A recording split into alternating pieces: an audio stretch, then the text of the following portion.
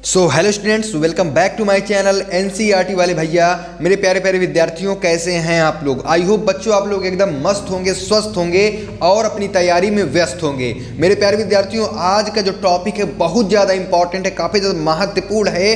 वो है निबंध लेखन का टॉपिक। मेरे प्यारे विद्यार्थियों, इस बार पक्का चांस है कि आपका महाकुंभ मेला पर निबंध लिखने के लिए आए, तो उससे पहले आप लोगों को इसको अच्छे तरीके से तैयार कर लेना है। मेरे प्यारे विद्यार्थियों, इसे तैयार कर लो, पक्का पूछा जाएगा। ये बच्चों पक्का पूछा जाएगा, इस बार फिक्स टॉपिक है, क्योंकि जो लेटेस्ट का टॉपिक है वही एग्जाम में उठा के दे देता है एग्जाम में अपने। तो इस बार जो निबंध लेखन में आने वाला है, महाकुंभ मेला पर निबंध आने वाला है, और ये 100% फिक्स टॉपिक है भैया, आएगा ही आएगा।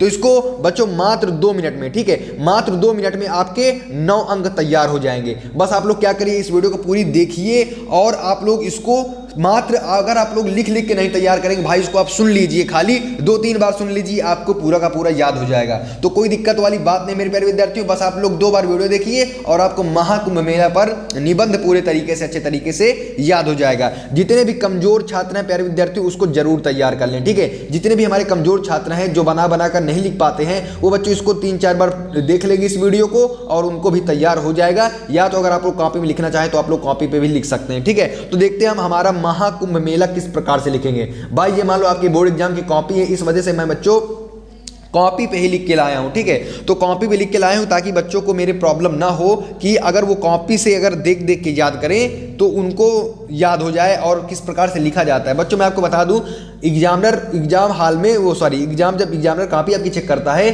तब आपकी राइटिंग बहुत देखता है। अगर आपकी इस प्रकार की भी राइटिंग है तो कोई दिक्कत वाली बात नहीं, आपको एग्जामिनर पूरे के पूरे नंबर दे के जाने वाला है, ठीक है। तो देखो महाकुंभ मेला, इसके बाद आपको हेडिंग जरूर डाल लेना, महाकुंभ मेला, ठीक है। इसके बाद आपको रूपरेखा, सबसे पहले लिखना है रूपरेखा। रूपरेखा में आपको जो आपके हेडिंग है महत्वपूर्ण, उनको पहले आपको बता देना एग्जामिनर को, ठीक है। यहाँ पे नंबर 1 2 3 4 5 देखो प्रस्तावना, इसके बाद लिखना मतलब इसको अगर आप लोग हेडिंग इतना बस बता देते हैं, अब प्लस नीचे आप कुछ भी लिखे हो, इसको अगर आप शायद लिख दिया और यहाँ पे इनकी हेडिंग डाल दिया और थोड़ा बड़ा इससे मिलता जुलता बना दिया, बस नंबर आपको मिल जाएगा। यानी मेरे प्यारे विद्यार्थियों 9 अंक बहुत ज्यादा होता है भाई आपके परसेंटेज के लिए, आपके पासिंग मार्क के लिए, ठीक है। तो देखो प्रस्तावना, पौराणिक कथा, आयोजन, महत्व, विशेषताएं, महाकुंभ मेले की चुनौतियां और समाधान, ये बात देना। इसके बाद लास्ट में आपको निष्कर्ष लिख देना है। बस इतना आप लोग, इतनी हेडिंग आपको बनाना है और इनके ही आधार पर लिखना है। थोड़ा मैं आपको बता दे रहा हूं, अगर आप लोग सुनेंगे तो आपको थोड़ा याद हो जाएगा। बस थोड़ा याद हो गया, बस ऐसे ही आपको हेडिंग बना के अपने मन से भी कुछ शब्द बना के लिख देना है, प्लस जो मैं आपको शब्द बता रहा हूं उनको शब्द थोड़ा बड़ा जोड़ देना है। तो देखो प्रस्तावना, सबसे पहले क्या लिखना है आपको, प्रस्तावना विद्यार्थियों आपको क्या लिखना है। यहाँ पे देखो भाई, महाकुंभ मेला एक ऐसा अद्भुत धार्मिक आयोजन है जो भारत की सांस्कृतिक धरोहर का प्रतीक है।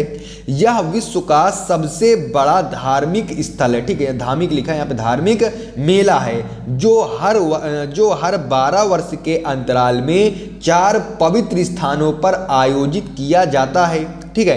प्रयागराज, हरिद्वार, उज्जैन और नासिक, ठीक है। 2025 में महाकुंभ का मेला प्रयागराज में आयोजित किया गया है, ठीक है। तो इस प्रकार से आप लोगों को मेरे प्यारे विद्यार्थियों प्रस्तावना लिख देना है। अगली जो हमारी हेडिंग है वो है पौराणिक कथा, तो आपको हेडिंग भी डाल देना है मेरे प्यारे विद्यार्थियों, दूसरी पौराणिक कथा, ठीक है। इसको भी आप लोग देख लो किस प्रकार से आप लिखोगे पौराणिक कथा में, ठीक है। महाकुंभ की पौराणिक कथा समुद्र मंथन से जुड़ी है। देवताओं और असुरों के बीच अमृत कलश के लिए हुए के दौरान अमृत की कुछ बूंदें इन 4 स्थानों पर गिरी थी, जिसके कारण से 4 स्थान पवित्र माने जाते हैं। चारों स्थानों के नाम हैं प्रयागराज, हरिद्वार, उज्जैन और नासिक। बस इस प्रकार से आप लोगों को प्यारे विद्यार्थियों पौराणिक कथा लिख देना है। अब हम लोग देखते हैं इसका आयोजन जो हेडिंग है, आयोजन पे आप लोगों को क्या लिखना है। सबसे पहले बच्चों आप लोगों को यहाँ पे डाल देना है आयोजन, हेडिंग नंबर 3 डाल देना है, यहाँ पे लिख देना आयोजन, ठीक है। इसके बाद देखो इस पे आयोजन पे आप लोगों को क्या लिखना है। यह मेला ज्योतिषीय की गणनाओं के आधार पर आयोजित किया जाता है। जब चंद्रमा, सूर्य और बृहस्पति की स्थिति विशेष रूप से अनुकूल होती है तब कुंभ मेले का आयोजन किया जाता है। ठीक है, इसके बाद लिखना है महाकुंभ का आयोजन विशाल स्तर पर होता है। इसमें स्नान के लिए विशेष घाट बनाए जाते हैं। वहां पर साधु संत अपने शिविर लगाते हैं, ठीक है, और प्रवचन देते हैं। इसके अलावा अर्ध कुंभ मेला हर 6 वर्ष में आयोजित होता है। कुंभ का आयोजन हर 12 वर्ष में किया जाता है, जबकि महाकुंभ का आयोजन प्यारे विद्यार्थियों 144 वर्षों में किया जाता है। बस इतना आप लोगों को लिख देना है। अब बच्चों हम चलते हैं, अगली जो हमारी हेडिंग होगी वो महत्व की होगी कि इसका महत्व क्या है। नंबर 4 हेडिंग डाल देना महत्व। इसके बाद आपको महत्व पे मेरे विद्यार्थियों लिखना है। किस प्रकार से लिखना है? महाकुंभ में लाखों श्रद्धालु गंगा, यमुना और सरस्वती के संगम में स्नान करते हैं। यह माना जाता है कि इस पवित्र स्नान से सभी पाप धुल जाते हैं और मोक्ष की प्राप्ति होती है।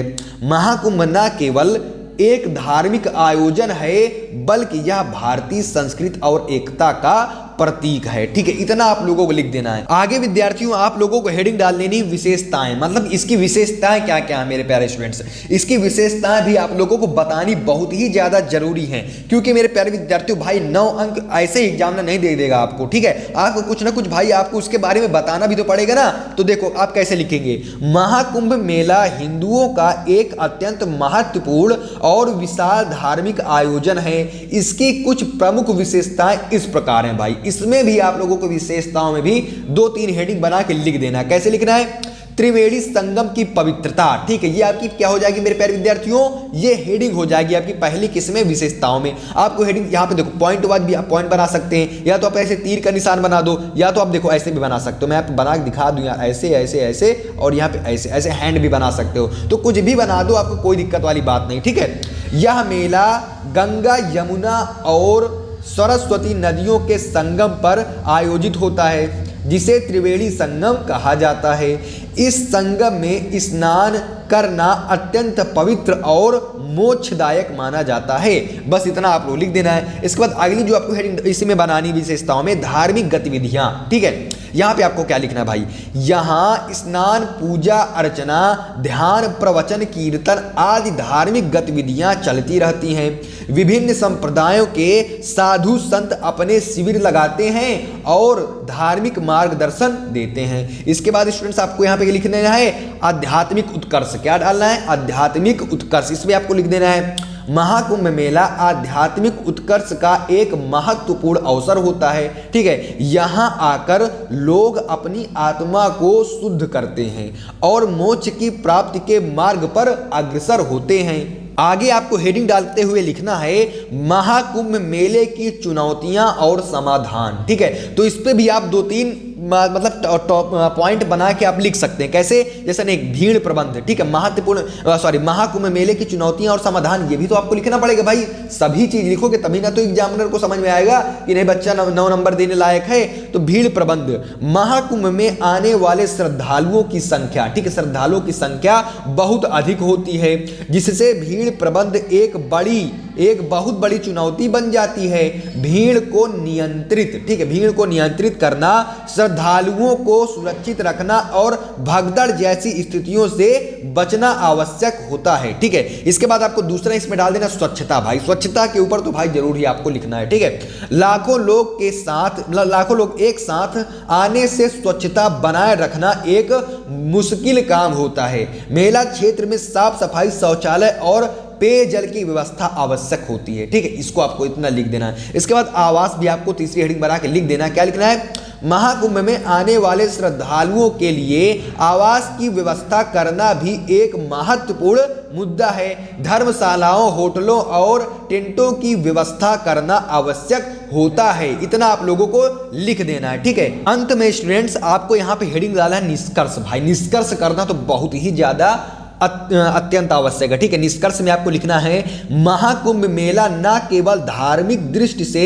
महत्वपूर्ण है, बल्कि यह सामाजिक, सांस्कृतिक और पर्यटन की दृष्टि से भी महत्वपूर्ण है। ठीक है, यानी कि जो महाकुंभ मेला है वो न केवल धार्मिक दृष्टि से महत्वपूर्ण है, बल्कि यह सामाजिक, सांस्कृतिक और पर्यटन की स्थिति से भी महत्वपूर्ण है।